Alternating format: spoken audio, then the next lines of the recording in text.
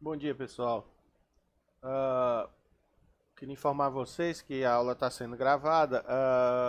Por favor, dá um ok se estão me ouvindo aí. Pode dar um ok no chat ou abrir o microfone, por favor.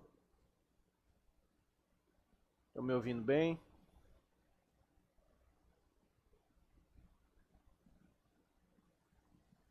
Só Ismael, Nayara, Ana Paula.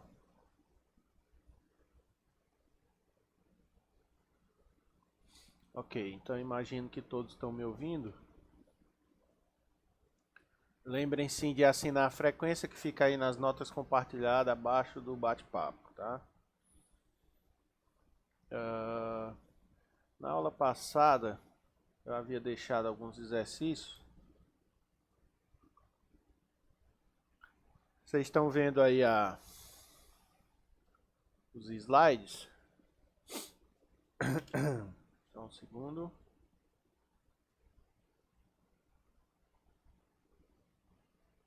Falta eu compartilhar minha tela, só um minuto.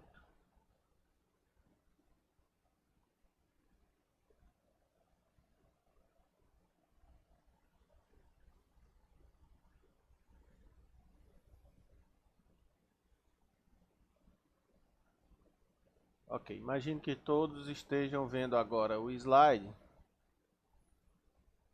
Caso alguém não esteja vendo, abra o microfone, que eu não estou mais olhando o bate-papo, tá?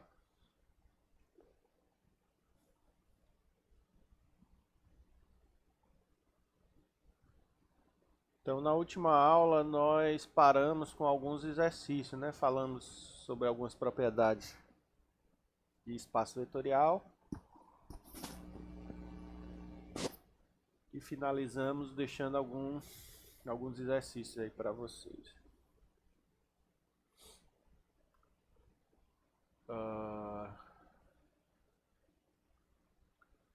Se eu não me engano, eu resolvi esse primeiro exercício e deixei outro para vocês fazerem em casa, tá? E era para fazer, não para esperar que eu faça aqui não, que não dá tempo a gente resolver tudo não. Estou só dando uma olhada aqui quais eram esses exercícios.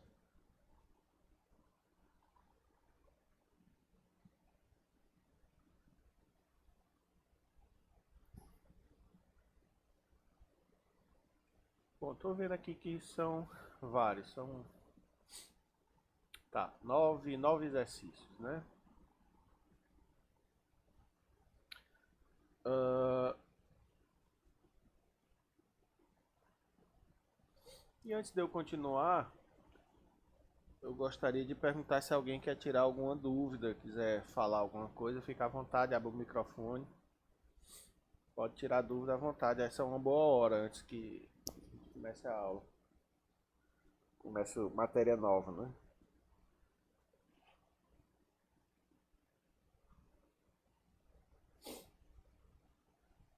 Eu espero que vocês estejam fazendo as anotações da aula, mas que eu tente, nem tudo dá para ficar no material escrito, tá? Muita coisa que é de improviso da aula.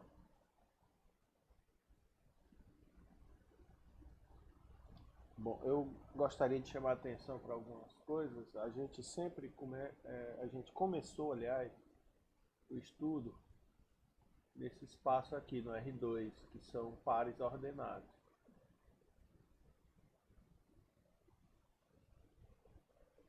de números reais. Mas eu queria observar para vocês que nem todo espaço vetorial os elementos são escritos assim, pares ordenados. Tá? Isso é uma coisa que vocês têm que ficarem bastante atentos. O espaço vetorial pode ser, os elementos podem ser bem complexos. Nós já vimos nas aulas anteriores alguns, como o espaço de polinômios, por exemplo, cujos elementos não estão na forma de pares, nem ternos ordenados, nem ênuplas ordenados. Os elementos são polinômios. P de x da forma sempre assim: a 0 a 1x mais a nx elevado a n. E esses a's são números reais e x é a indeterminada, certo? E nós vimos outro que foi o espaço das matrizes com coordenadas reais de ordem n por m. Então esse espaço é formado por matrizes A1, A1, M, esse M ficou de 4 pernas, tá errado, A1, M, AN1 e AN, M, onde esses AIs, J's, são números reais. A gente viu esse espaço aí. Tá certo? Então por que eu estou voltando e insistindo nisso? Porque é um erro. Desculpe, eu estou bocejando muito, fui dormir muito tarde, preparando outras aulas. É um erro muito comum dos alunos acharem que espaços vetoriais são apenas pares ordenados ou ternos ordenados, sempre tem aquelas coordenadinhas e tal. E os elementos em um espaço vetorial podem ser coisas bem estranhas, como polinômios, matrizes e outras coisas também, tá? Então, bastante cuidado com esse tipo de contexto. Você tem que saber em que ambiente você está para saber como é que são os elementos de um espaço vetorial. Então, isso aqui, por si só, esses três exemplos justificam a gente trabalhar de forma genérica. Então, o que é um espaço vetorial? A priori opa, só um segundo. A priori, um espaço vetorial é apenas um conjunto V. Esse conjunto eu sei que é não vazio. E eu sei que os elementos desse conjunto podem ser somados e que os elementos desse conjunto podem ser multiplicados. Mas não é só isso, não basta que os elementos possam ser somados e multiplicados. É preciso que essa soma e essa multiplicação satisfaça aquelas 8 propriedades. Então, além disso tudo, eu preciso mais as 8 propriedades que a gente denotou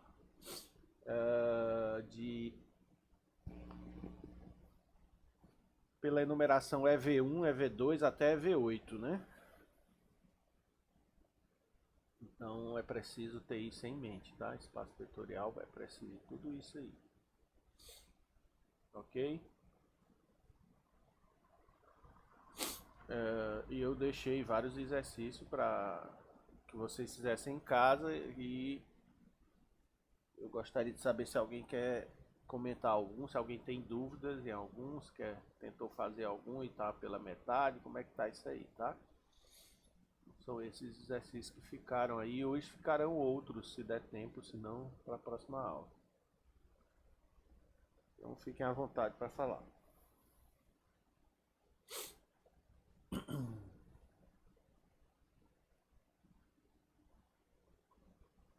Tudo bem, então vamos para frente, ninguém tem dúvida. Professor, Pois não? nas propriedades vetorial, o elemento neutro ele tem que ser único, não é? Sim. Porque eu fiquei com essa dúvida no exercício 7. No exercício 7. Deixa eu ver qual é o 7.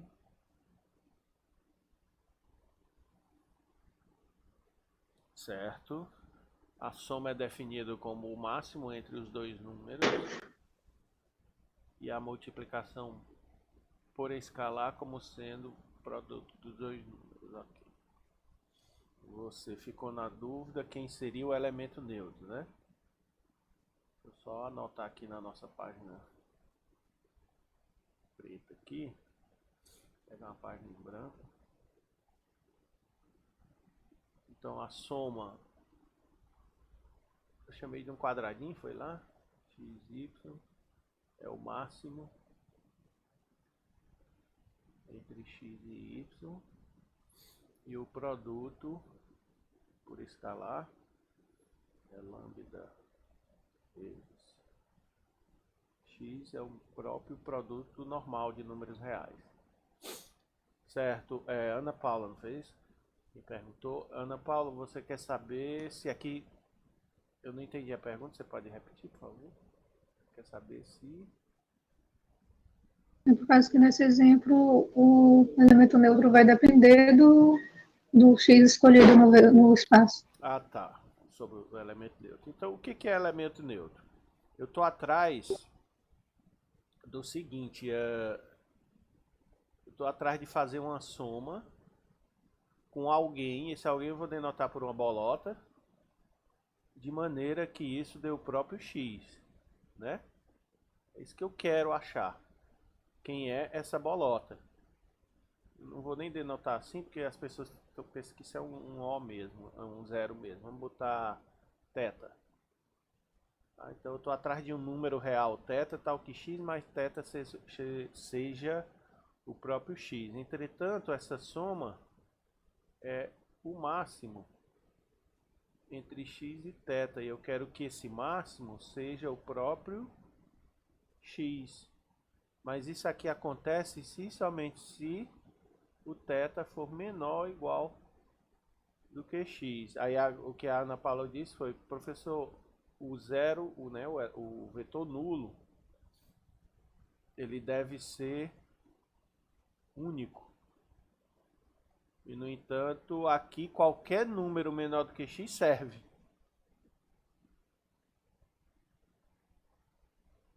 Certo? Só que tem que lembrar que eu quero isso para todo x. Deixa eu só voltar lá no exercício 7.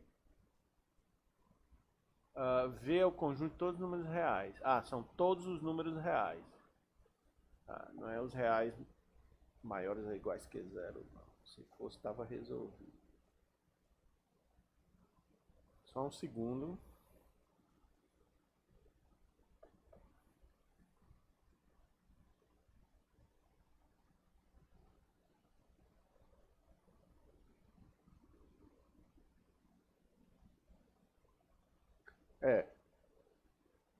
Então vamos voltar aqui a fita. Muito bem, já sei a resposta. Para que exista um elemento neutro, então é preciso satisfazer esta igualdade, ou seja, tem que ser um número θ, tal que x mais θ seja o próprio x, só que isso tem que acontecer para todo x real. Supondo por um momento que esta igualdade acontece, bom, o que é x mais θ? É o máximo entre x e θ, e eu quero que isso dê igual a x. Se o máximo entre x e θ é igual a x, é porque esse θ não é maior do que x, concorda? Porque se ele fosse maior, o máximo seria θ e não x. Então, θ é menor ou igual que x. Só que isso aqui está acontecendo para todo x real. Ou seja, a gente está afirmando que θ é menor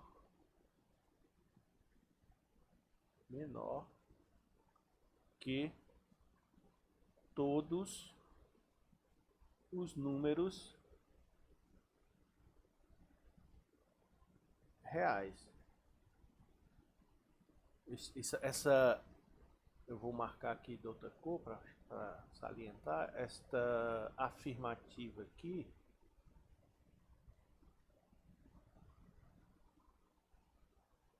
certo? Ela está dizendo que θ... Deixa eu... Não precisa ser tudo isso, basta esta daqui, esta parte. Pronto. Essa afirmativa aqui, que nós concluímos a partir da existência de um elemento neutro, está dizendo então que existe um número real, que é o θ, menor do que todos os outros reais, e isso é uma contradição. Não existe um número real menor do que todos os outros reais. Alguém discorda? Fique à vontade, viu? A gente está aqui para aprender. Existe algum número real que é o menor de todos? Alguém gostaria de comentar? Então, Ana Paula, o que está... Então, não é a questão de apenas ter mais de um elemento neutro. Na verdade, não tem nenhum. Porque se existisse, esse elemento neutro seria menor do que todos os reais. Mas não existe um número real menor do que todos os reais. Certo? por favor, abra o Certo, professor, microfone e entendi. tirem dúvida. Entendeu, Ana Paula? Entendi. Beleza? Aí, como seria agora o do elemento oposto? Não seria, você para aí. Ele não, se não pode ter elemento neutro, não é espaço vetorial. Porque Mas a questão pede os axiomas vetoriais que falham. tá certo. Ela não está pedindo apenas para verificar que não é, mas quais deles falham, né? Muito bem. Como não existe elemento neutro, você já de cara não pode falar em elemento oposto. Porque se você olhar o axioma de elemento neutro, você observa, perdão, o axioma de oposto, você observa que ele parte da existência de um neutro, concorda? Porque é preciso que a soma dê o elemento neutro, mas como ele nem existe, não há o que fazer. Tá certo? Então você deve dizer o seguinte: o axioma do elemento oposto falha porque sequer existe um elemento neutro para fazer a procura. É isso aí. Eu posso comentar mais se você quiser, por exemplo, ó. Deixa eu pegar a página em branco. Qual é o axioma de elemento oposto? Alguém pode me lembrar? Acho que é o 4, né? É o EV4. Alguém verifica para mim que eu não lembro de cabeça. Eu acho que é o 4.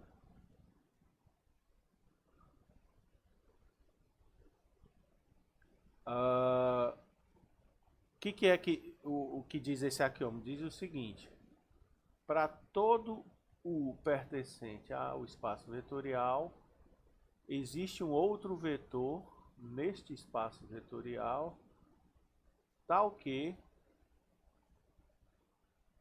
a soma de U com este vetor é o vetor nulo. Então veja que esse axioma ele depende, para que ele seja verificado, para que ele seja válido, ele depende da existência de um elemento neutro. Coisa que nesse exercício 7 não existe elemento neutro. Então, sequer você pode verificar o axioma 4. Ele não tem sentido a pergunta da existência de elemento oposto. Beleza? É isso aí. Mais alguém? Alguma outra questão, outra pergunta? Se não tiver, eu vou adiantar para frente.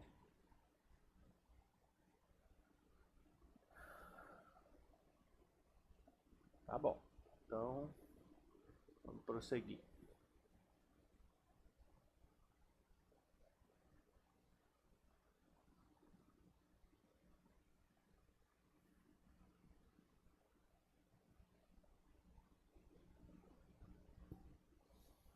Nós vamos agora dar início ao estudo dos subespaços vetoriais, tá? São as subestruturas. Mas para a gente não começar apenas com definições, como tradicionalmente tem sido feito em álgebra linear, vamos começar com exemplos também. Eu tenho aí dois conjuntos. O primeiro conjunto, o nosso ambiente, olha aqui o que é, nós estamos ambientados no R2, conjunto dos pares ordenados. E nesse R2 eu vou pegar dois conjuntos. Um deles é o conjunto P. O conjunto P é formado por pares ordenados, sendo que a segunda coordenada é o quadrado da primeira. E o conjunto D também são pares ordenados, sendo que as duas coordenadas são sempre iguais. Então, se eu fosse fazer um desenho desses conjuntos, seria algo assim. Então, o primeiro conjunto aqui, o P, eu tenho o plano cartesiano, certo? Aqui o plano cartesiano. E o conjunto P, a segunda coordenada é o quadrado da primeira, ou seja, y, que é a segunda coordenada, é igual a x2. Então eu tenho y igual a x. Opa, só um segundinho. Y igual a x ao quadrado E a gente sabe desde o ensino médio, na verdade, na minha época, desde a oitava série, vocês desde o nono ano, que isso aqui representa, o gráfico disso aqui é representado por uma parábola, cujo desenho aqui não vai sair perfeito, mas é apenas para ilustrar.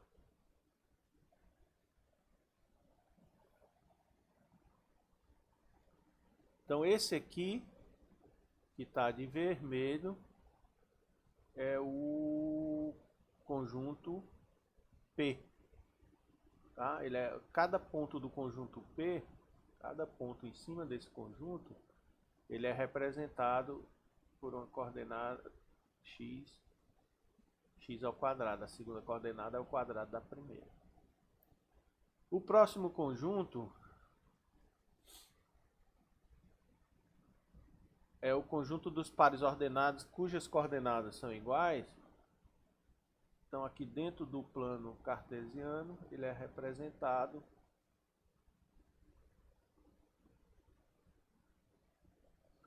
se as coordenadas são iguais, então a segunda coordenada y é igual a x. E isso aqui é a equação de uma reta passando pela origem, formando um ângulo de 45 graus com o eixo x. É a equação de uma reta. Então aqui as coordenadas são do tipo x, x. E esse é o conjunto D de dado. Essas letras foram escolhidas a dedo, né? P de parábola, D de diagonal. Tá, ok? Então a gente vai olhar para esses dois conjuntos e ver que tipo de propriedade a gente obtém, tá certo? Então, deixa eu abrir aqui a minha página preta. Minha tela preta. Pegar uma página em branco. Então nós estamos com a seguinte situação: conjunto P são pares do tipo x, x2. Eu vou deixar só assim, fique ciente que x é número real, tá? E o conjunto D são pares do tipo primeira e segunda coordenadas iguais. Beleza? E eu gostaria de verificar algumas coisas aqui. A primeira coisa que vocês têm que ter em mente é que a primeira observação que eu faço, são observações, e a primeira observação que eu faço é que tanto P quanto D são subconjuntos de R2. Ambos estão contidos no R2. Por quê? Porque são pares ordenados. O que muda entre eles é que o primeiro, o conjunto P, a segunda coordenada é o quadrado da primeira coordenada. E no conjunto D, a segunda coordenada é igual à primeira. Mas ambos são formados por pares ordenados. Então são subconjuntos de R2. Aí se você voltar lá para a nossa primeira aula, a gente viu que R2 é um espaço vetorial. R2 é um espaço vetorial. O que significa R2 ser espaço vetorial? Significa que os elementos de R2 podem ser somados e multiplicados. E com a soma e a multiplicação usual lá de R2, esse conjunto R2 satisfaz aquelas 8 propriedades, 8 axiomas de espaço vetorial. Vale EV1 até EV8. Então, a segunda observação é que em R2 valem, vou botar assim, EV1, EV2 até EV8. Valem aquelas 8 propriedades. Beleza? E a gente vai nos ater a algumas delas agora, nesse momento.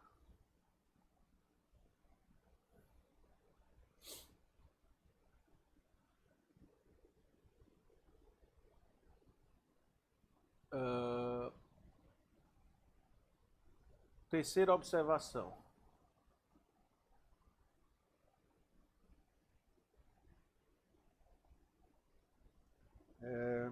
Deixa eu pensar aqui a melhor maneira de falar isso. Vamos falar de EV1. O que diz a propriedade EV1? Diz que todos... Vamos falar... Vou mudar aqui um pouquinho. Vamos escrever de outra forma. A associatividade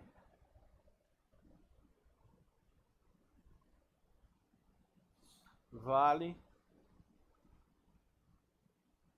para todos os elementos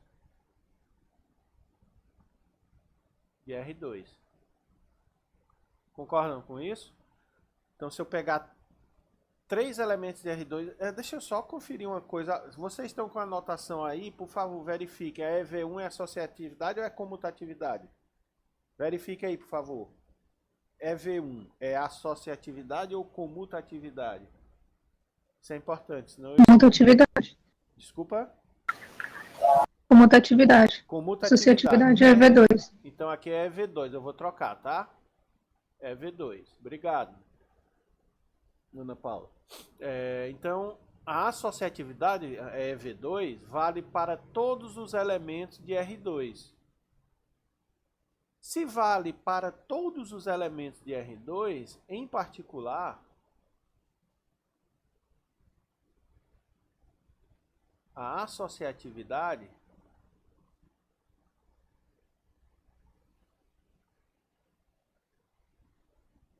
vale para todos os elementos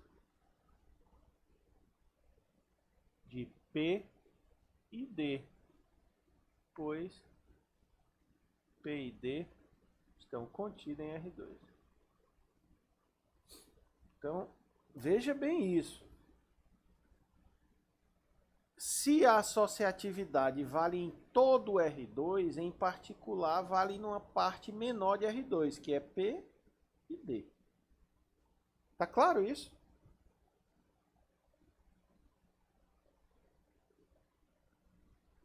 Tá claro isso? Que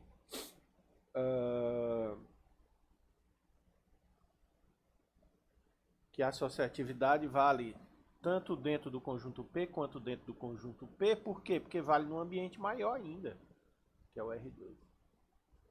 Aí daqui você tira a lição e vê que, assim como a comutatividade.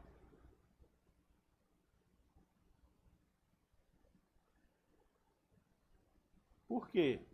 Porque a comutatividade também vale em todo o R2. Em particular, vale em uma porção de R2, que é o conjunto P e o conjunto D. Vocês estão entendendo isso? É uma propriedade que ela é genérica, ela vale em uma pequena parte. Por exemplo, vamos dar um exemplo prático da vida real. Todo ser humano tem um coração. Então, em particular, as crianças têm um coração. Concorda? Todo ser humano precisa se alimentar. Então, em particular, os homens precisam se alimentar. E assim vai. Então, são propriedades que valem em todo o conjunto, então ela vale em uma porção. A associatividade e a comutatividade é uma. Já o elemento neutro, que é a propriedade EV3, que é do elemento neutro. Então eu tenho assim, dentro do R2 existe um vetor nulo. Necessariamente esse vetor nulo tem que estar em um subconjunto? A verdade é que não. Nem sempre. Por exemplo, eu posso ter aqui o R2, eu tenho aqui o vetor nulo, que fica a origem do R2, mas tem esse subconjunto aqui, ó, esse laguinho. Pergunta, o vetor nulo está dentro do laguinho? A resposta é não. Em geral, não é verdade que o vetor nulo esteja dentro de qualquer subconjunto do R2. Mas a pergunta é: o vetor nulo pertence ao conjunto D? Para pertencer ao conjunto D, é necessário que a segunda coordenada e a primeira sejam iguais. Isso acontece com esse vetor? Acontece. É 0, 0, então está aqui. Outra coisa importante é que o vetor nulo 0, 0, ele pode ser escrito assim, 0, 0 ao quadrado. Por quê? Porque 0 ao quadrado é igual a 0. Então, a segunda coordenada é igual ao quadrado da primeira? A resposta é sim. Então, o vetor nulo está dentro do P. Portanto, tanto o conjunto P quanto o conjunto D possuem o vetor nulo. Vale a propriedade 3 dentro do P e do D. Propriedade 4. Opa. Propriedade 4. É a existência do oposto. Ora, se eu tomar um vetor dentro do conjunto D, pergunta é, menos esse vetor, que é o seu oposto, a gente já viu que é menos um vetor, o seu oposto também está dentro de D? Aí basta você olhar aqui, menos o vetor xy, ou seja, o oposto do vetor xy, na verdade, a gente viu é o vetor menos x, e realmente ele pertence ao conjunto D, por quê? Porque a segunda coordenada e a primeira são iguais. Então, vale isso. Ok? E se... Vamos botar assim. Deixa eu fazer de forma mais didática. Mas nós sabemos o seguinte. O vetor 2, 4 pertence ao conjunto P. Por que que pertence? Porque 4 é o quadrado de 2. Porque 4, a segunda coordenada, é o quadrado da segunda. Para estar em P, é preciso que a segunda coordenada seja o quadrado da primeira. Quadrado da primeira, eu falei segunda, mas é primeira. Então, é preciso que a segunda coordenada seja a primeira elevada ao quadrado. Isso ocorre aqui com esse par. Então, ele está dentro do P. Certo? Deixa eu afastar aqui um pouquinho essas coisas. A gente ganhar espaço, só um minuto.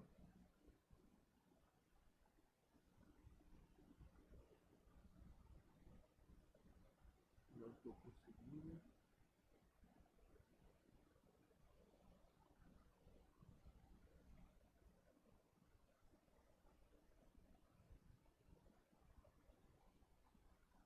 Não, está dando certo.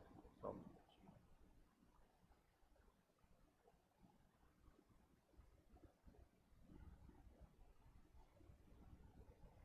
Pronto.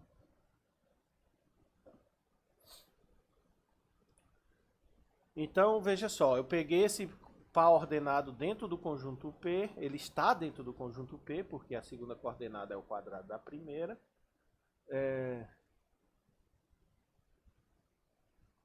Entretanto, menos ele, menos 2, 4, que é na verdade o vetor menos 2, menos 4, não pertence a P. Por que que não pertence a P? Porque a segunda coordenada não é igual à primeira coordenada ao quadrado. Por quê? Porque a primeira coordenada ao quadrado é 4 e não é menos 4. Então, daqui você já observa que o conjunto D satisfaz a propriedade 4, mas o conjunto P não satisfaz a propriedade 4. Certo? Um elemento está em P sem que o seu oposto esteja. Prosseguindo. Propriedade é V5. Propriedade é V6. E propriedade é V7. são satisfeitas para todos os vetores de R2, em particular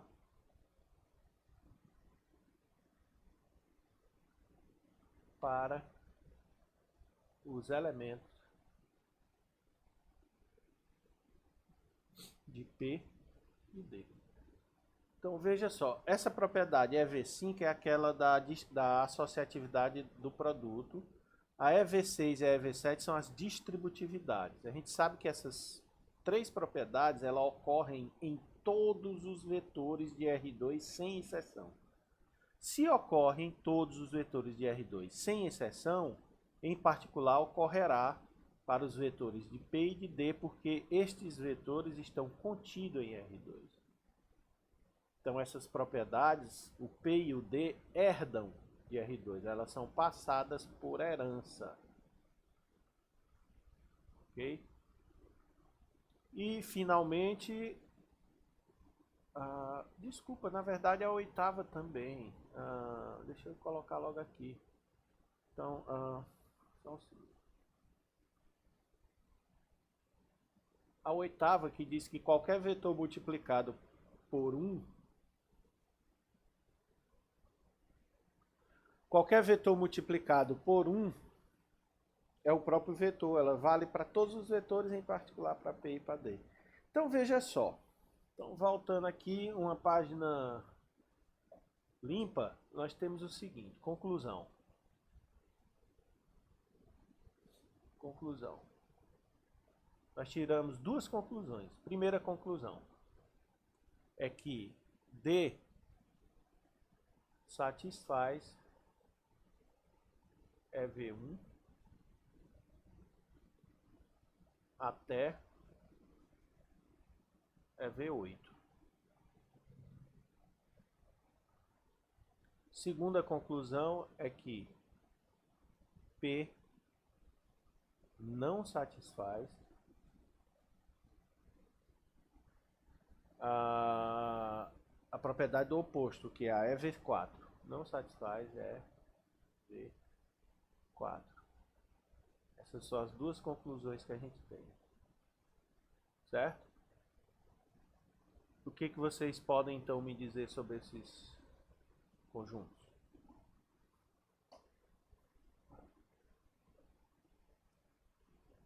Logo,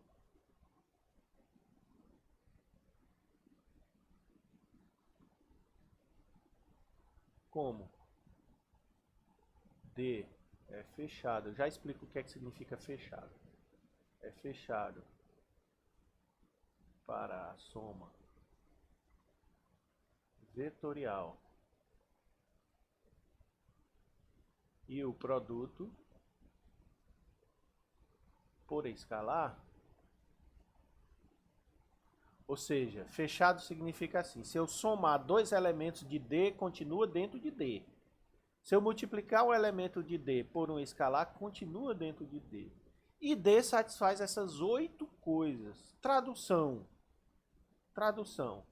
Os elementos de D podem ser somados, os elementos de D podem ser multiplicados e os elementos de D satisfazem os 8 axiomas de espaço vetorial.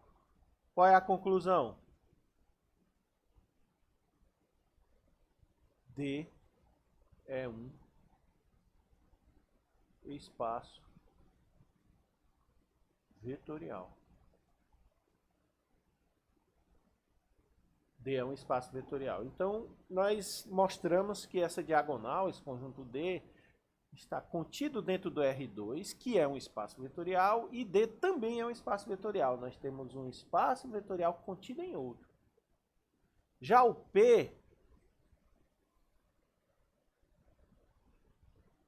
não é espaço vetorial. Por que não é? Não é espaço vetorial. Por quê? Porque falhou a propriedade, falhou V4. Beleza? Então, com isso, meus queridos, nós estamos prontos para definir o que é um subespaço vetorial. Então, com isso, nós temos o seguinte: um subconjunto não vazio U de um espaço vetorial V. Então, bastante atenção para o contexto. O V que aqui está, ele é espaço vetorial. O U que aqui está contido em V. Tá certo? Então, um subconjunto não vazio U de um espaço vetorial, ou seja, U está contido em V e não é vazio, e V é espaço vetorial. Ele será chamado, esse subconjunto, de um subespaço vetorial quando o U for munido das mesmas operações de V, ele também for um espaço vetorial. Traduzindo para um linguajar bem nosso, bem nordestinês, um espaço vetorial é um espaço contido dentro do outro. Um subespaço vetorial é um espaço vetorial contido dentro de outro. Só que com a ressalva de que as operações de soma e produto envolvidas são as mesmas. As mesmas operações de soma vetorial e produto por escalar de V. Ok? Então, quando eu pedir para verificar se alguma coisa é subespaço vetorial, você tem que verificar se... deixa eu apagar aqui a régua. Se U está contido em V, é o que você tem que verificar. Se U é não vazio, é o que você tem que verificar. E além disso, se U satisfaz V1 até V8. E, obviamente, vocês devem reclamar. Professor, é um saco. Como é que eu vou verificar tudo isso? Vai demorar uma eternidade. Sim, a priori sim, vai demorar muito. Porque são 8 propriedades. Quer dizer, toda vida que eu for verificar que é subespaço, eu tenho que fazer as 8 propriedades? A resposta é não, não tem que fazer as 8 propriedades, tá certo? A gente vai ver a seguir que dá para simplificar bastante essas coisas. Exemplos de subespaço vetorial que nós vimos. Então, nós já vimos um exemplo, que foi D, que é o conjunto dos pares x, x, ou seja, a primeira e a segunda coordenadas são iguais. Esse conjunto aqui, D, é subespaço vetorial de R2. O conjunto D, a diagonal, é um subespaço vetorial de R2. Certo? A diagonal é um subespaço vetorial de R2. Se você quiser fazer um desenho para ter a geometria, não tem problema. O R2 é representado... Opa, deixa eu fazer essa linha bonitinha. O R2 é representado por linhas retas, né?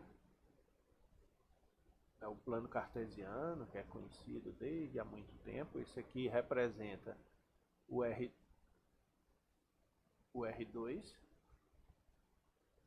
E o conjunto D, que eu vou colocar aqui de vermelho, é representado por uma linha reta. Ver se eu consigo fazer aqui mais ou menos. Esse aqui representa o conjunto D.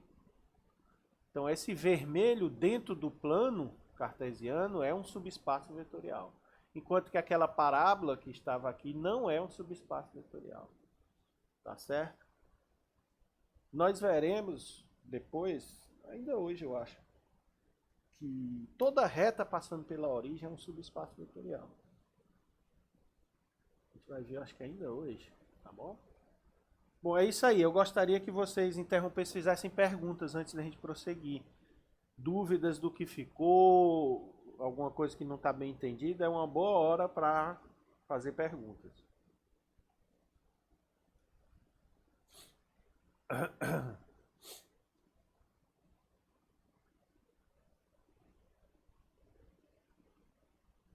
Estou verificando aqui que tem 14 pessoas presentes. Não esqueçam de deixar o nome nas notas compartilhadas, conforme combinado, tá?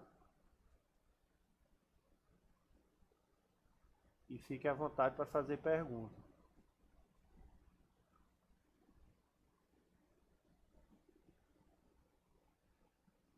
Isso, o Gabriel perguntou se eu lembrei de gravar. Lembrei sim, Gabriel. Diz, Ayrton.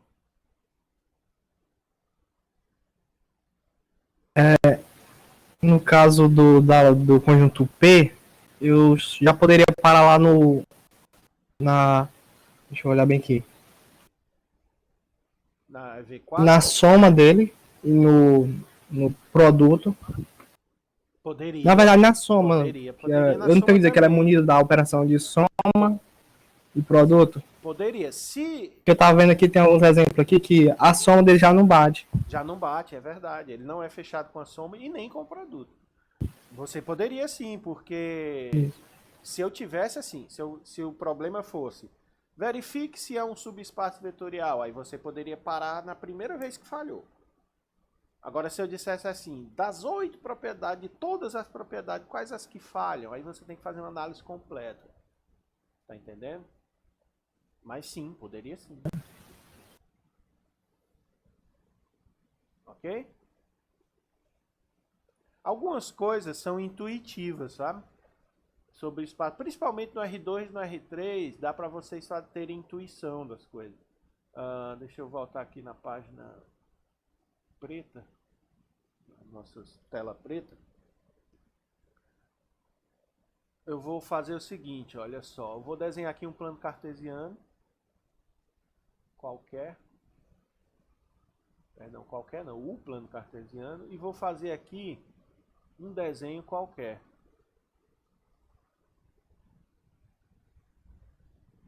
E perguntar, isso é espaço vetorial? A resposta imediata, só olhando para a figura, é não. Não é espaço vetorial. E alguém deve dizer, mas como é que tu sabe disso? Como é que tu garante que não é espaço vetorial? Pelo seguinte, na hora que tem curvas, ferrou. Por que ferrou? Pega um ponto qualquer aqui, perto dessas regiões aonde faz curva. Vou pegar aqui esse ponto, bem aqui que eu estou botando de amarelo. Tá certo? Desenha um vetor aí. Esse aqui é um vetor qualquer. Eu vou chamar de vetor U. E vou pegar esse vetor U e multiplicar por um número pequeno. Vou fazer lambda U. Só que eu quero que esse lambda... Opa, pode ser assim. Eu quero que o lambda seja maior do que 1. Então, o que é que eu estou fazendo com isso? Lembrem-se do que a gente conversou nas primeiras aulas. O que é multiplicar por um número maior do que 1? Significa aumentar um pouquinho o tamanho. Então, esse vetor que estava aqui, ele sobe mais um pouquinho. Ele subiu daqui até aqui, ó. Subiu mais um pouquinho. Tá certo? Esse amarelo aqui que eu fiz em segundo, ele não existe. É só para vocês verem que eu aumentei o tamanho. Se ele subiu mais um pouquinho, olha a ponta dele agora está fora do nosso conjunto branco aqui, dessa nossa curva. Ou seja, na hora que tu multiplica, você saiu para fora do conjunto. Significa que esse conjunto tortuoso aqui, ele não é fechado com o produto. Se ele não é fechado com o produto, ele não é espaço vetorial. Então é possível, com intuição, você dizer se é ou se não é espaço vetorial. Okay? Isso é o que aconteceu com a nossa amiga parábola. Se vocês olharem bem, eu tinha algo assim, aqui o plano cartesiano. Vou fazer uma parábola mal feita, tá? Só para... Tinha algo assim. E se eu pegar aqui qualquer ponto nessa parábola, vou pegar este. Portanto, o vetor está aqui assim, ó. E se eu multiplicar isso por 2, ele vai dobrar de tamanho, vai vir para cá assim, ó, e sai fora da parábola. Na hora que sai fora da parábola, deixou de ser fechado com o produto, portanto, não é mais espaço vetorial. Então, se aqui eu tinha U, aqui, em todinho eu tenho 2U e não está na parábola. Portanto, parábolas não podem ser espaços vetoriais. Então, na verdade, qualquer curva torta não tem como ser subespaço de R2. É isso aí. Eu não sei se eu respondi totalmente sua pergunta, Ayrton. Mais alguém?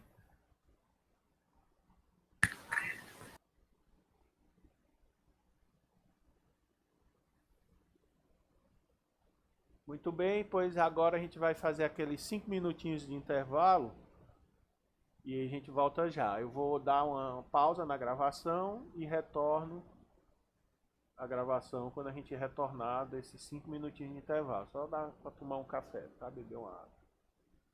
Até já.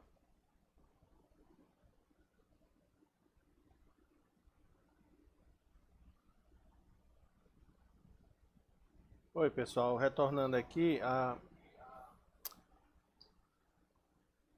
gravação está sendo retomada também, tá? A aula está sendo gravada.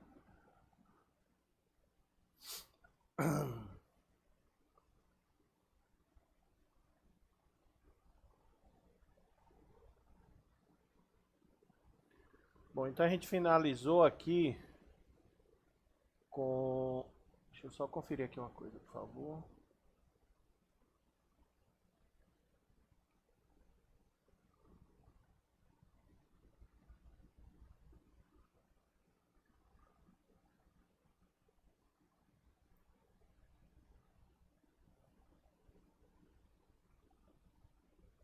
Só dê um ok aí no chat, ver se estão ouvindo bem. Nós vamos retomar.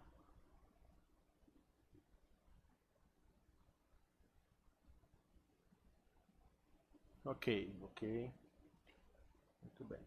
A gente parou nesse exemplo, então o conjunto D, que é essa diagonal em vermelho que aí está, são o conjunto dos pares XX de R2, é um subespaço de R2. Existem alguns exemplos que são chamados de subespaços triviais, que é o seguinte: o conjunto unitário, formado só pelo vetor nulo, e o próprio conjunto V são subespaços de V. Esse subespaço recebe o nome de subespaços triviais. Não há nem o que demonstrar aqui nesse caso, porque realmente é trivial. Se você reparar bem, quando eu olho só para o conjunto unitário formado só pelo vetor nulo, a soma de quaisquer dois vetores desse, ou seja, só tem o zero. Então, somar 0 com 0 dá o próprio zero, então é fechado com a soma. Multiplicar o vetor nulo por qualquer número dá o próprio vetor nulo, então também é fechado com produto. A associatividade, comutatividade, elemento neutro, o oposto de qualquer vetor aqui dentro. Ora, só tem o próprio vetor nulo, o oposto dele é ele mesmo. Então, todas as 8 propriedades são satisfeitas. Ou seja, o conjunto unitário formado só pelo vetor nulo é subespaço de V. E outra coisa, o próprio conjunto V, que já é subespaço, como ele é subconjunto dele mesmo, então ele é subespaço de si próprio.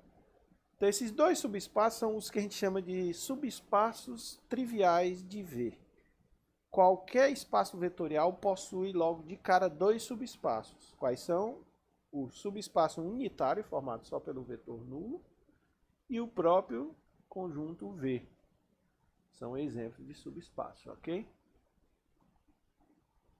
É isso aí. Alguma dúvida é só abrir o microfone, tá? Eu não estou olhando mais o bate-papo, não tem como. O que a gente vai aprender agora é como simplificar essa história de subespaço. Na verdade, a gente já deu uma pista quando eu estava estudando esses conjuntos P e D. Olha só, não é prático você, todas as vezes que tiver um subconjunto de V, V é subespaço e o subconjunto é não vazio. V é espaço vetorial. E você quer verificar será se U é subespaço? Você quer verificar isso? U é subespaço? A priori era necessário fazer a verificação se dentro desse conjunto U seriam satisfeitas as 8 propriedades. Mas isso não é prático. Entretanto, se vocês observarem o seguinte, como, vou escrever aqui observação, como U está contido em V e V é espaço vetorial, as propriedades comutatividade, associatividade,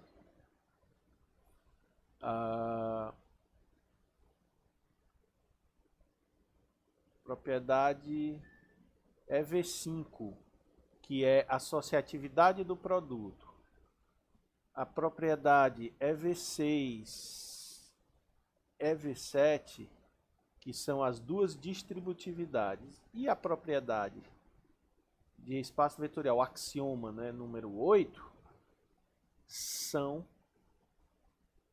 satisfeitos em U por herança. Por herança. Ok? Por quê?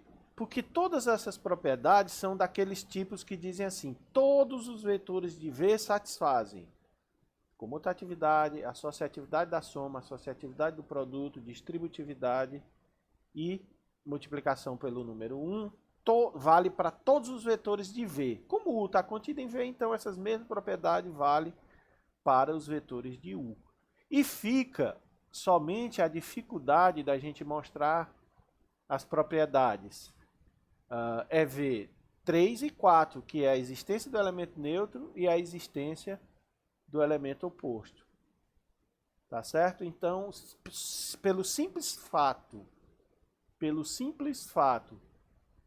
de U ser subconjunto de V, é desnecessário provar todas essas 6 propriedades, ficando somente 2. É por isso que nós temos essa proposição, que eu estou chamando de proposição 1 aqui. Diz o seguinte: seja V um espaço vetorial real, um subconjunto U de V é um subespaço vetorial de V, se e somente se forem satisfeitas as seguintes condições. Primeira condição: esse conjunto U tem que conter o vetor nulo. Segunda condição: esse conjunto U tem que ser fechado com a soma. Terceira condição: esse conjunto U tem que ser fechado com o produto por escalar. Se eu conseguir mostrar que um conjunto qualquer satisfaz essas 3 propriedades, então eu posso concluir que este conjunto U é um subespaço vetorial de V. Basta eu verificar essas 3, não aquelas 8 que tinha lá. Então, veja que a coisa torna-se prática agora, é factível, né? Ok? Bom, a demonstração para isso, ela está aqui, ela é bem simples. Aquelas coisas que a gente já falou. Como ele é subespaço vetorial, quer dizer, é um tipo de problema do se somente se, né? Ele é subespaço vetorial, se somente se forem satisfeitas essas 3. Então, se eu quero demonstrar nesse sentido aqui, então a gente começa com, deixa eu tirar aqui essa régua, a gente começa com suponha que U é subespaço de V. Quando eu digo suponha que ele é subespaço de V, eu já estou supondo que o próprio U é um espaço vetorial. Se ele é espaço vetorial, ele satisfaz aquelas 8 propriedades, os 8 axiomas. Se satisfaz os 8 axiomas, esses 3 aqui é fichinha. Sai de graça. Então, aqui, de cara, é fácil ver que vale SV1, SV2 e SV3. Sai de graça. Ok? Fechado com a soma, sai porque ele sendo espaço vetorial, né? Satisfazendo as 8, ele é espaço vetorial, então ele é fechado com a soma porque existe a soma. Essa daqui vale por causa da EV1, não, perdão, da EV3.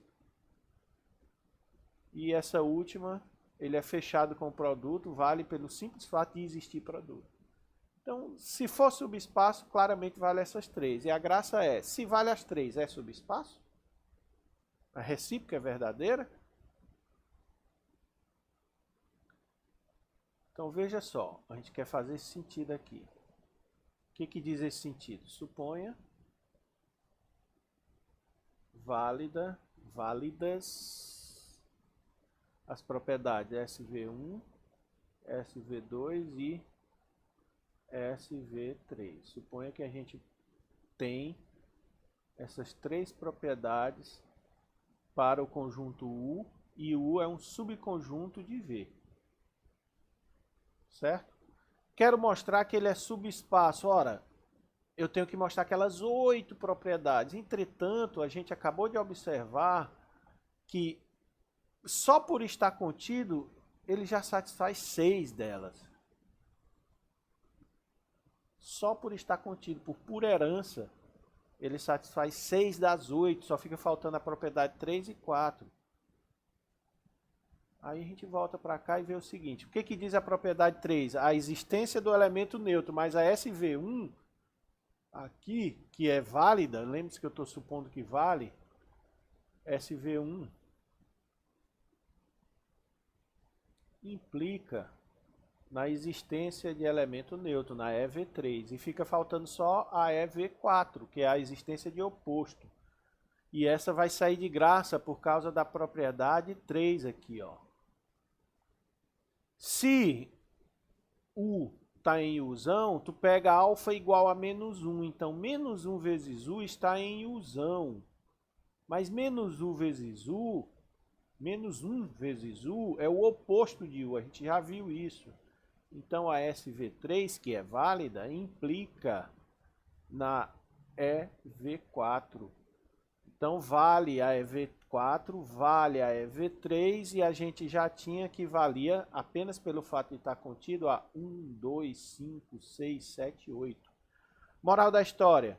Se são verdade, essas 3 propriedades serão verdade as 8 de subespaço. Por isso que, para verificar se um subconjunto é subespaço, basta eu verificar essas 3 propriedades desta proposição.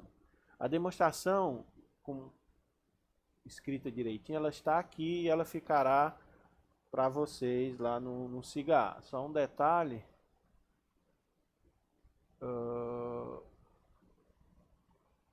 Bem aqui, ela tem um erro de digitação, está faltando aqui qual o número dessa proposição, mas é a proposição que foi vista anteriormente, tá?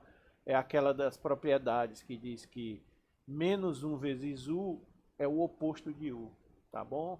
Então, algumas coisas acontecerão de estar citando uma proposição e não aparecer o número aqui. Isso acontece porque eu estou trazendo essas notas lá do meu livro e aí fica difícil fazer referência cruzada, não dá tempo, é muita coisa, tá? Mas a gente vai falando aqui na aula.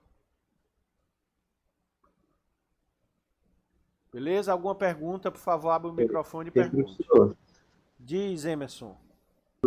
É que nas aulas normais o senhor tinha até disponibilizado o livro para imprimir, só que antes de acabar as aulas eu não consegui imprimir. Eu queria saber se tinha alguma forma do senhor disponibilizar Certo. ou mandar o livro para estudar por ele. Emerson, eu vou precisar de um tempinho porque esse livro ele foi aceito para publicação, certo? Eu não posso disponibilizar a versão para publicação, é questão de contrato.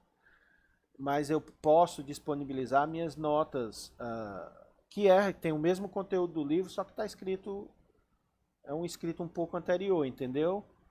Ou se você conseguisse a versão que está com os alunos, porque eu não tenho mais essa. Eu tenho ela fisicamente, tá entendendo? Eu não tenho mais ela, o arquivo, a versão anterior dele, que é a que eu posso disponibilizar. Não sei se tu tá entendendo, é questão de contrato. Certo, não entendi. Mas aí, se você não conseguir com os alunos, eu vou preparar umas notas separadas. E outra coisa, os slides eles contêm tudo. Certo.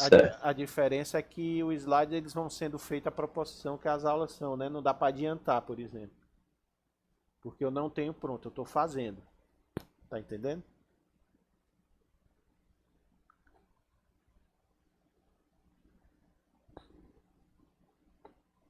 Mais alguém?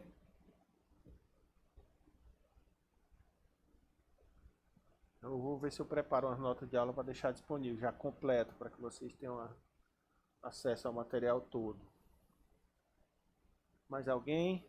Perguntas, dúvidas, sugestões?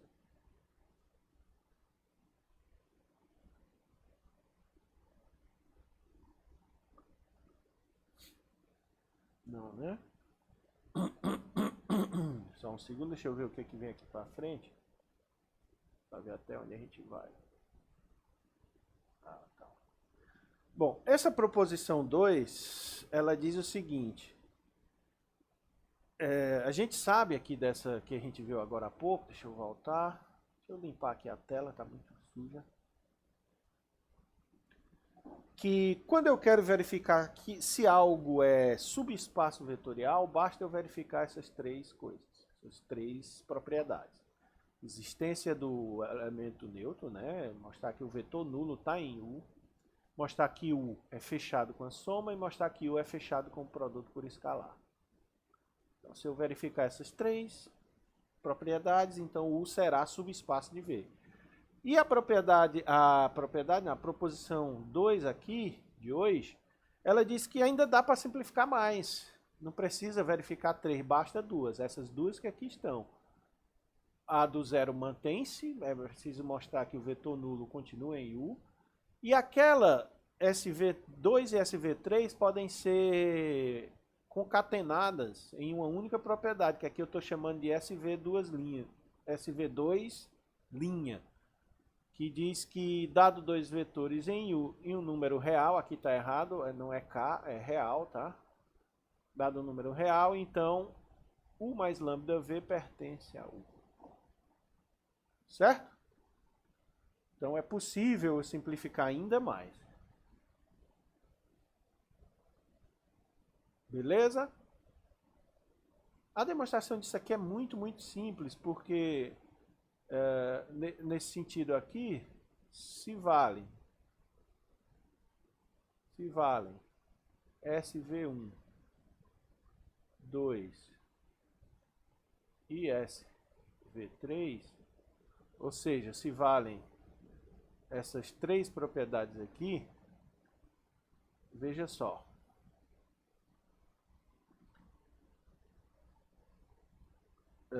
De cara, primeira coisa que nós temos é que a SV1 implica na SV1 linha. Por quê? Porque é a mesma propriedade. O elemento neutro, o vetor nulo, pertence a U. Elas são idênticas, na verdade, aqui é si somente si. A outra observação é o seguinte. SV3 implica que alfa V pertence a U. Ou seja, a SV3 diz que o conjunto U é fechado com o produto por escalar. E a SV2 implica o seguinte, que se eu pego um vetor de U e somo com outro vetor, aqui ó, alfa V de U, então a soma dos dois permanece em U, ou seja, vale SV2'. Ok? Então, as propriedades de subespaço, deixa eu pegar aqui outra cor, as propriedades de subespaço SV1, SV2 e SV3 implica nas propriedades SV1' e SV2'. Ok? Eu posso diminuir ainda mais para duas propriedades. E a gente precisa ver isso funcionando na prática através de um exemplo. E é isso que eu vou fazer neste exemplo que aqui está. Ó.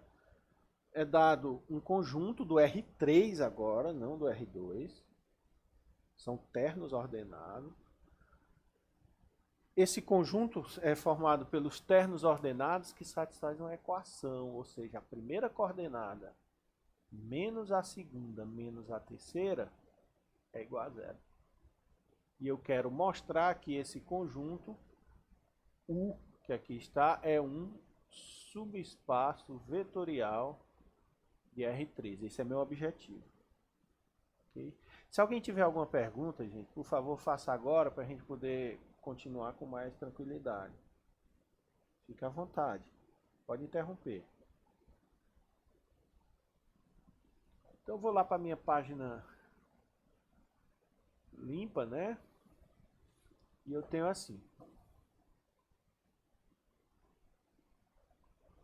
Tenho U formado por ternos ordenados, x, y, z, de R3. Significa que cada coordenada dessa é um número real. E ela satisfaz a seguinte condição. A primeira menos a segunda menos a terceira coordenada são iguais a zero. E eu quero verificar que isso aqui é subespaço de R3. Esse é o meu objetivo. Verificar que isso aí é subespaço de R3. Bom, para ser subespaço, a gente viu que, primeiro, o vetor nulo tem que estar contido em V. O vetor nulo de R3 é o vetor 0, 0, 0. E a pergunta é, será se ele realmente pertence a esse conjunto U? Você deve verificar o seguinte, para que um vetor pertença ao conjunto U, é necessário que a primeira menos a segunda menos a terceira coordenada dê zero. Mas aqui bate, porque 0 menos 0 menos 0 é 0. Então esse conjunto, esse vetor nulo aqui, ele pertence a U, pois quando eu faço a primeira menos a segunda menos a terceira coordenada, isso dá 0. E era isso que eu queria verificar. Próximo passo é o seguinte, eu vou pegar dois vetores dentro de U, vou chamar aqui de...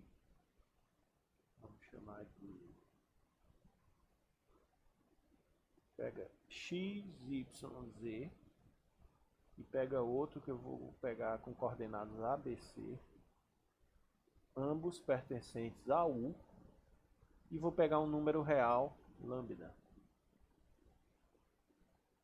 Certo? Primeira observação que eu faço é o seguinte. Qual é o significado do terno x, y, z pertencer a U? Pertencer a U significa satisfazer essa equação. Ou seja, se esse terno x, y, z está em U, é porque x menos y menos z é 0. Mas também o outro terno, ABC, está em U. Ou seja, A menos B menos C também é 0. Por quê? Porque ABC está em U. Se ele está em U, a primeira menos a segunda menos a terceira coordenada são iguais a 0. Certo? Eu tenho isso aí. Agora, deixa eu afastar um pouquinho aqui a minha tela para cima. Eu tenho essa condição e eu quero fazer o seguinte, observe o seguinte, o que dá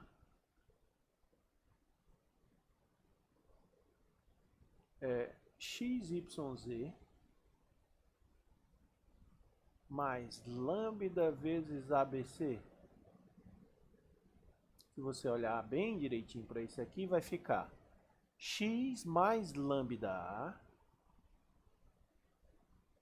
pela definição de soma e produto, y mais lambda B, e finalmente z mais lambda C.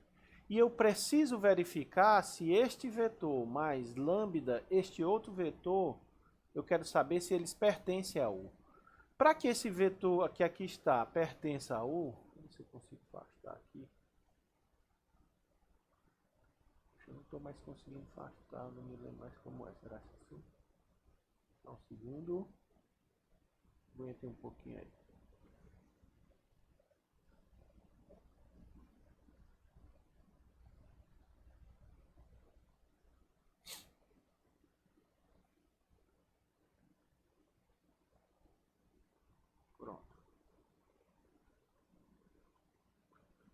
Então vai lá, voltando aqui, eu tenho x, y, z mais lambda ABC. Ou seja, eu tenho o primeiro vetor mais lambda vezes o segundo vetor. Pela definição de soma e produto, dá isso aqui. E eu quero verificar se é verdade ou mentira que isso aqui pertence a U. Eu quero verificar isso. Bom, para estar em U, o que tem que acontecer? Tem que acontecer o seguinte, a primeira coordenada, que é x mais lambda A, menos a segunda coordenada, que é y mais lambda B, menos a terceira coordenada, que é z mais lambda C, isso tem que dar igual a zero para que este vetor esteja em U. Vamos ver se dá.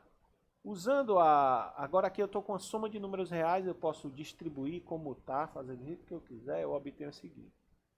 X menos y menos z mais lambda A menos B menos C. Só fazer a conta, ó.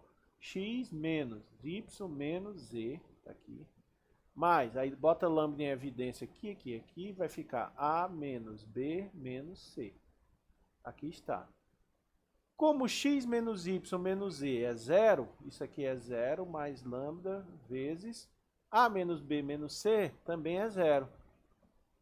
Zero mais zero é zero. Ou seja, realmente a primeira menos a segunda, menos a terceira coordenada, deu igual a zero, o que significa que o vetor XYZ mais lambda ABC realmente pertence a U. Moral da história, nós provamos com isso que o conjunto U,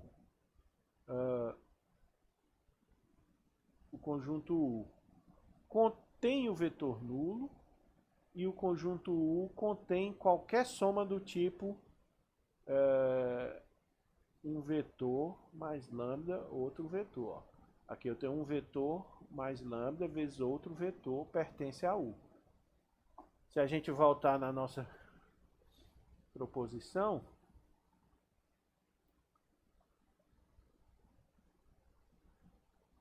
se um conjunto contém o vetor nulo e é fechado com a soma U mais lambda V, então é porque esse conjunto é subespaço.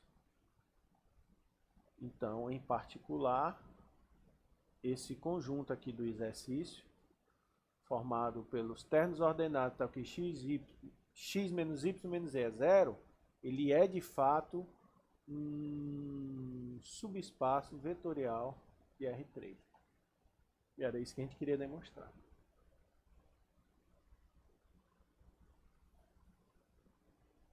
Perguntas? Abra o microfone e façam perguntas.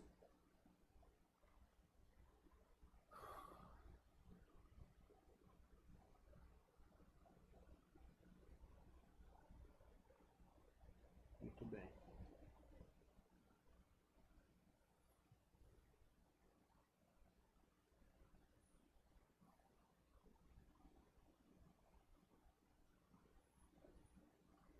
Mais um exemplo, agora eu não vou mais para aquela tela preta, eu vou usar aqui direto esta.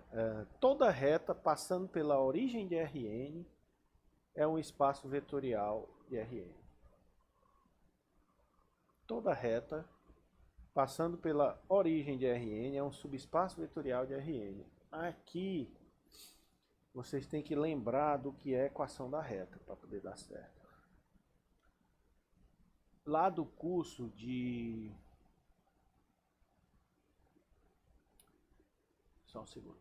Lá do curso de... Ah, meu Deus, deu um branco. Geometria analítica. Vocês aprenderam uma coisa chamada equação paramétrica da reta.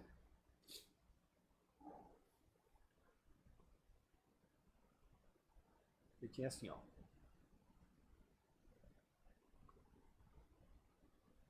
Plano cartesiano.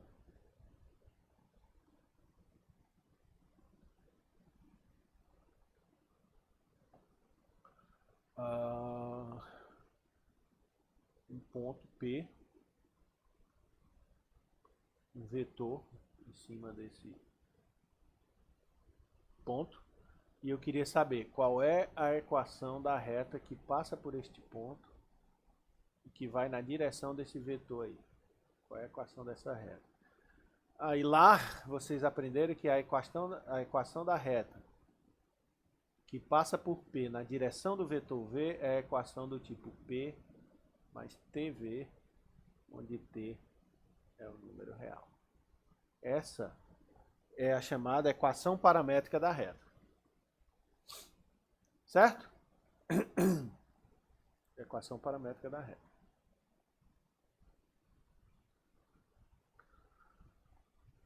Mas no caso particular em que esse ponto P é a origem, essa parte aqui não tem.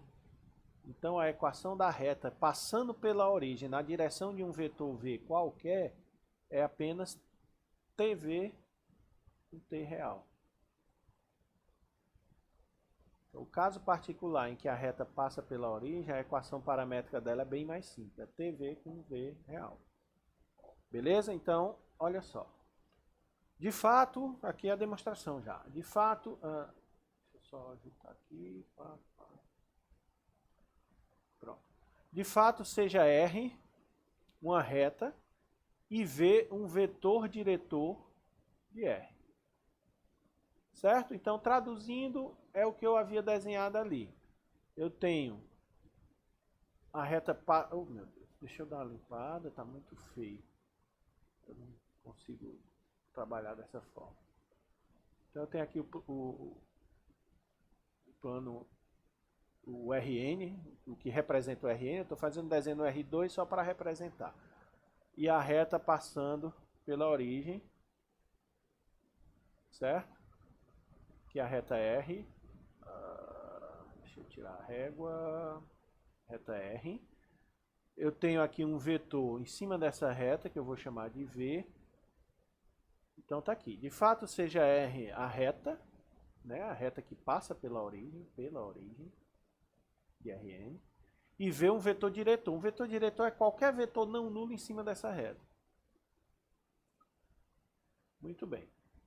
Ou seja, a reta R tem a equação αV, onde alfa é um número real. A equação da reta é αV com alfa real. Tomando alfa igual a zero, nós temos o seguinte. O que dá αV quando alfa é zero? É zero vezes V, que é o vetor nulo. Veja que aqui é o vetor nulo. Moral da história, o vetor nulo pertence à reta R. Então, de cara, o vetor nulo pertence a R. Nós temos isso. Segundo, pega dois vetores, U e W, pertencentes à reta R. E pega beta, um número real. Então, eu tenho dois vetores em cima da reta e um beta, um número real. E vou fazer essa conta aqui, ó.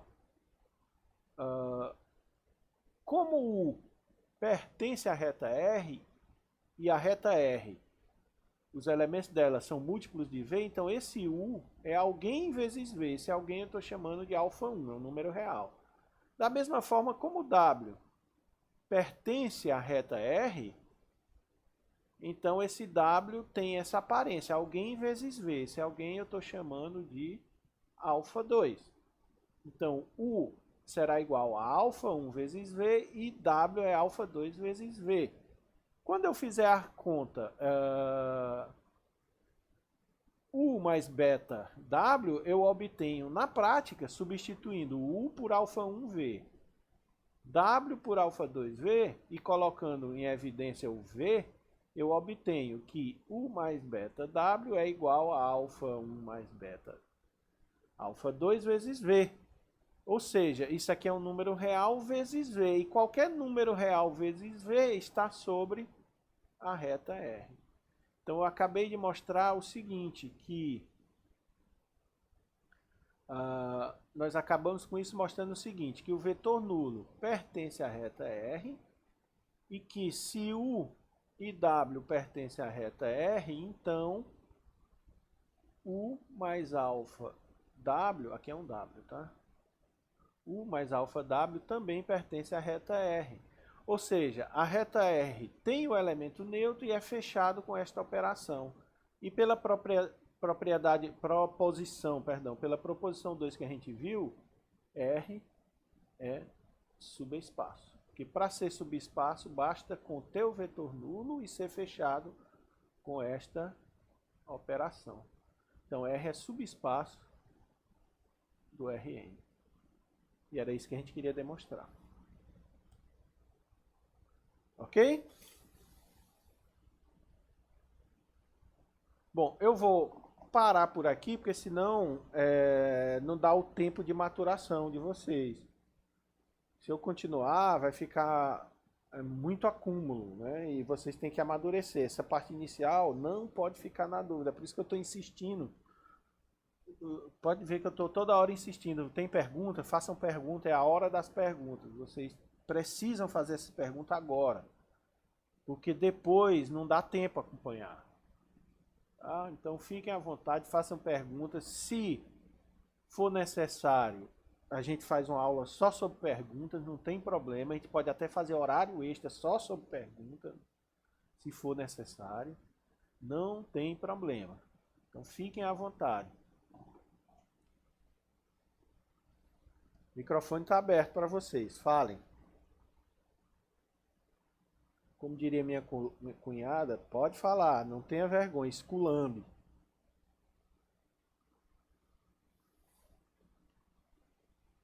E professor, Manda aí. o senhor já tem uma noção mais ou menos de para quando é que vai ficar as provas? Eu tenho uma noção de quando será a primeira, Emerson. É assim, a gente precisa definir como vai ser as provas, certo? Eu queria saber de vocês, já que você está entrando nesse assunto, vamos falar logo dele, que é bom porque eu não esqueço de falar depois. Eu queria saber de vocês quem se sente à vontade para preparar. Por exemplo, eu passo um exercício, você resolve o exercício em casa, com o seu tempo. Aí no dia marcado você vem aqui e apresenta a solução do exercício. Mas para isso você tem que preparar essa solução em algum slide, né? Alguma coisa que dê para transmitir, porque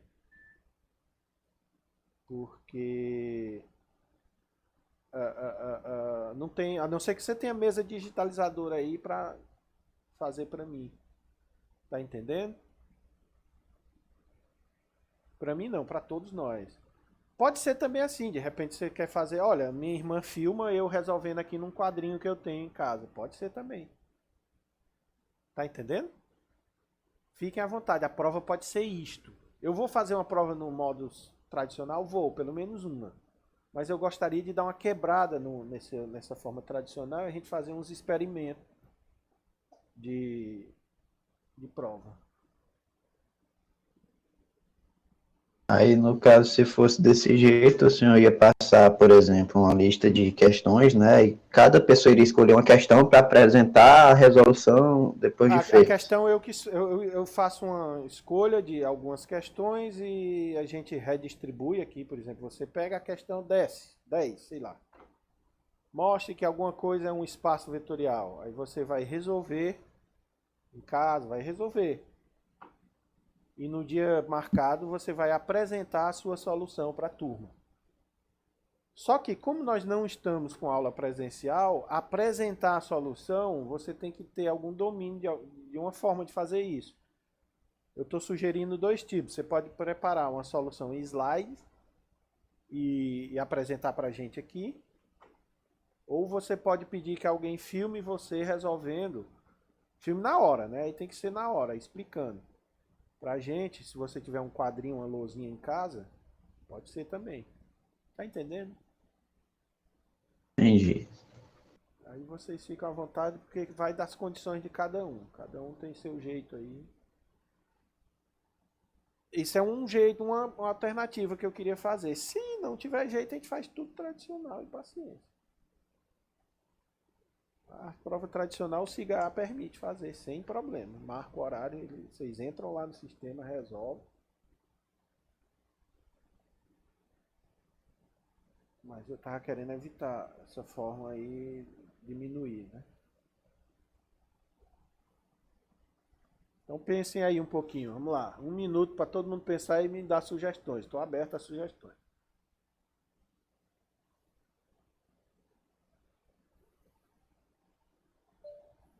Tefinha, o Ti tá dando aula agora, quando eu terminar eu lhe ligo, viu? Mas a priori eu não estava pensando em esses dias não, porque eu ainda acho que lá tá muito perigoso para pegar a doença. Eu estou em grupo de risco, não estou podendo não.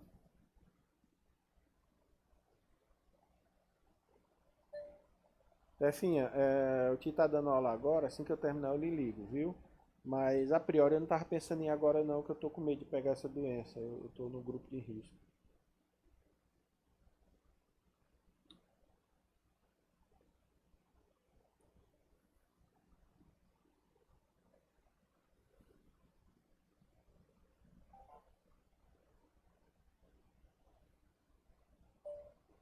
Tefinha, o Ti não tá podendo, não tá querendo ir agora não, sabe?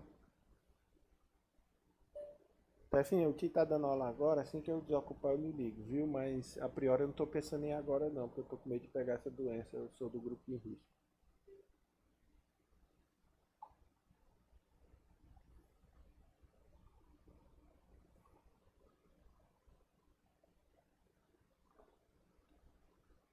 Nada, pessoal. Sem sugestões.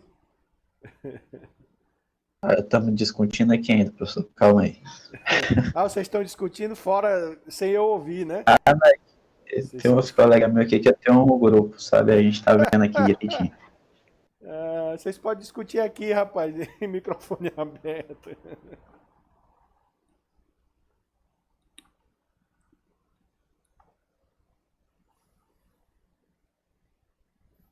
Pode ser também, já que vocês estão discutindo aí, pode ser também, às vezes tem algum assunto que vocês gostariam de falar, alguma coisa de álgebra linear que eu tenho aqui, por exemplo, sei lá, você quer falar sobre, só para dar um exemplo, só para ilustrar. Tem qualquer teorema que vocês querem fazer, que é dois de vocês querem fazer e preparar e explicar, pode, divide, faz também. Ou um exercício, aí é individual, seu exercício é individual.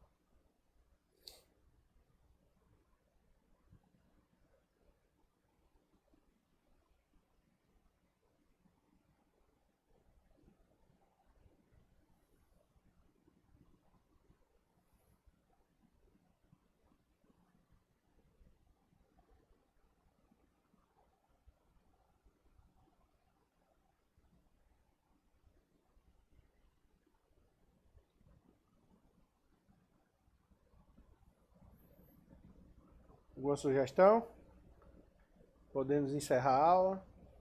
Professor, Diz. no caso de se for o slide, como seria a apresentação pelo slide? Como a gente poderia fazer essa É porque apresentação? assim, por exemplo, eu estou supondo que vocês não têm mesa digitalizadora, certo? Supondo que você não tem, você tem que preparar, deixar tudo pronto, todas as etapas da demonstração, certo? Prepara lá no Word, não sei, aí é no programa que você conseguir utilizar para escrever matemática.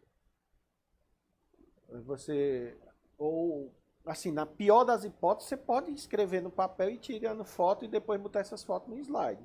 Suponha, eu só tenho um celular, professor, o que é que eu faço? Não tem problema. Só tem um celular, escreva no papel os passo a passo da demonstração, tire foto e depois crie slides com ela. Aí na hora você vai explicar.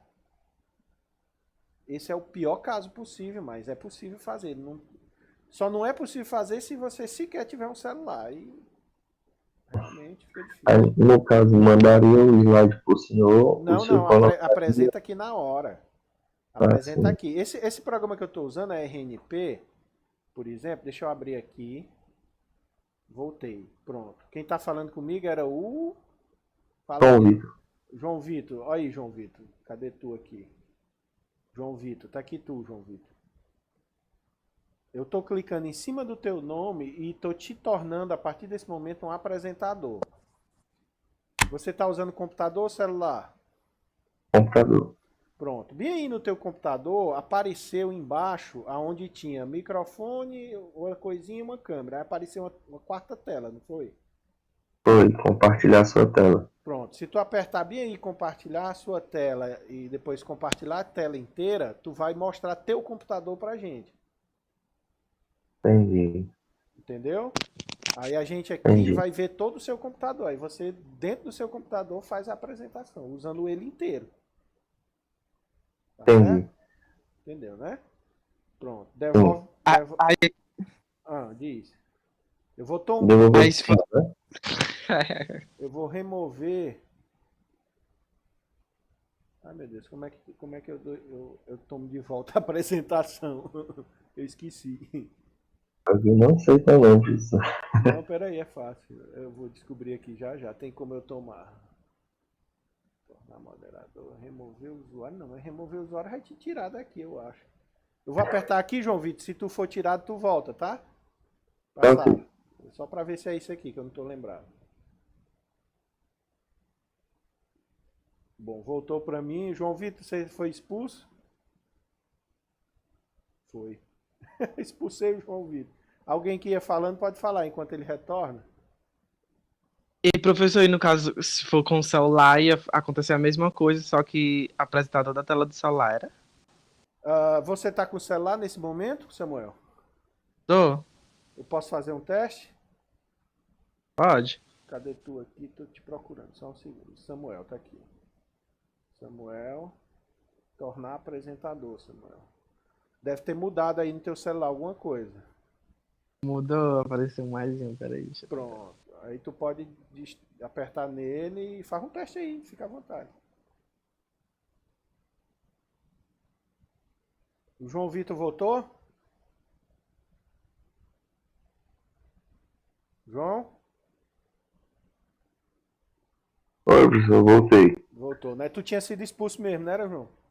Isso. É porque eu não me lembro como é que eu retiro a função de apresentador, mas tem como você me devolver sem eu retirar, viu? Depois a gente vê isso aí. Uhum. Aí no dia que vocês forem apresentar, cara, no dia anterior a gente entra aqui no sistema, faz uns testes. Vocês ficam à vontade, a gente marca uma hora fora da Eu não aula. tô entendendo nada. Diz, Samuel. Não tá Não dando tô certo não, entendendo Samuel? nada. É, né? Deve aparecer para você aí a opção de compartilhar telas, todas as telas do celular, alguma coisa assim. Tenta aí. Tem assim, ó, iniciar a sondagem, carregar uma apresentação, partilhar Carregar um a vídeo. apresentação, por exemplo, é uma. Qual é a outra? Partilhar um vídeo externo. Compartilhar um vídeo externo. Aí tem Normalmente vai ser o seguinte, diagnóstico. Samuel. Você prepara o slide aí no seu celular, em qualquer aplicativo de preparação de slide. Certo? Uhum. Aí bem aí onde tem carregar a apresentação, você vai carregar esse seu slide. Aí ele vai entrar no sistema da RNP. Aí a partir daí você tem o domínio dessa telinha que eu estou apresentando agora.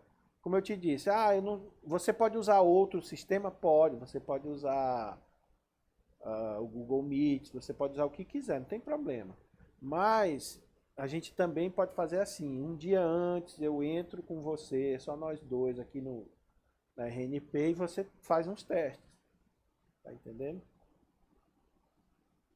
Não vai ser só na hora da aula que você vai ter que mexer nisso, não. Você pode mexer antes para aprender. É simples, ele é todo intuitivo. Olha, mudei, não mudei não. Mandou uns pinguinhos de tinta aqui. Tá aqui. Você tá apresentando nesse momento. Ah, pois eu entendi como funciona. Pronto. Como Aí foi que agora, fez? como é Foi que aquela história de carregar mesmo, foi? foi? Carregar uma apresentação, aí aqui embaixo tem. Ai, meu Deus, Aí travou. tu escolheu uma foto, foi? Aí tem assim, arraste imagens para aqui, para aqui para as carregar, Certo, certo. ou arraste ficheiro para as carregar. Aí é só você apertar e ir nos arquivos. E procurar Aí vai o que você quer. converter, Pronto.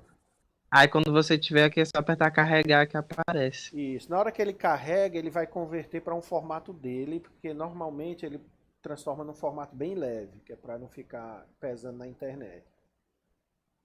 Igual o YouTube Aí, faz e outros fazem. Aí se tu tiver deixa mais eu... de uma imagem, se essa imagem aqui for única, não vai ter como tu passar. Mas se tiver mais de uma página, tu pode passar a página aí. Jogando Não tem aqui. como ele devolver não, né? Tem, em algum lugar aí tem, como você me devolver. Fica embaixo aí. Ou então você clica em cima do meu nome e me torna apresentador. Tem aí Carlos Humberto lá em cima, Carlos Humberto, sem ser o Humberto Não, tá celular. aqui, eu tô apertando, aparece pra iniciar um chat privado.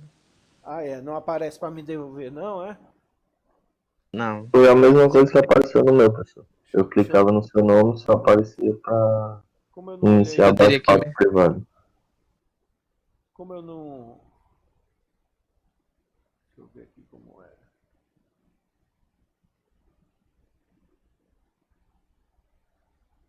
Ah, me remover, é? Não entendi. Não, não, eu tô tentando ver se eu consigo tomar Sem me sem me tirar, né? remover, mas não tô vendo a opção. Ela tinha essa opção, mas não tá aparecendo aqui nesse momento. Achei. Pronto. Deixa eu ver se é isso. Não, não é. Cara, onde é, meu Deus? Espera aí.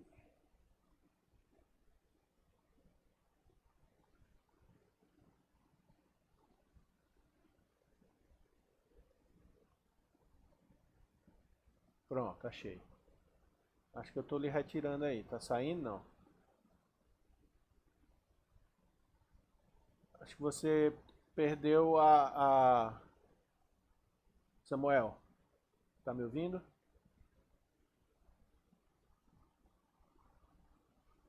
Eu tô escutando. Pronto, eu acho que eu descobri como é que eu tomo de você a apresentação. Deixa eu ver aqui. Isso. Você já tomou, não tá mais comigo, não? Tá não, né? Pronto, tomei. Já descobri como é sem lhe expulsar, entendeu? Bom, gente, é isso. Eu vou parar então a gravação da aula a partir desse momento, tá?